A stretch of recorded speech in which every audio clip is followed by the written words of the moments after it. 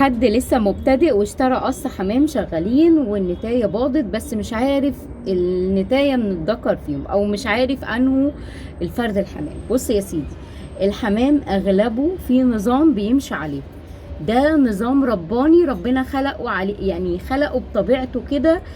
طبعا بنلاقي استثناءات، بس انا هقول لكم القاعدة ايه والنظام ايه.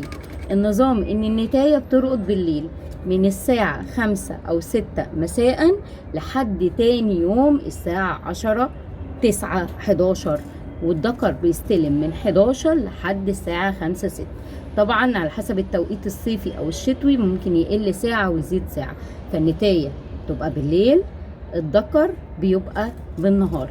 طبعا لو انتوا حسبتوا عدد الساعات هتلاقوا عدد الساعات بالنسبة للنتاية في الرقد أكتر لتحملها وظيفة الرقد. سبحان الله يعني سبحان الله، هم بيتشاركوا، بس النتاية في عدد الساعات على الرقد أكتر من الذكر.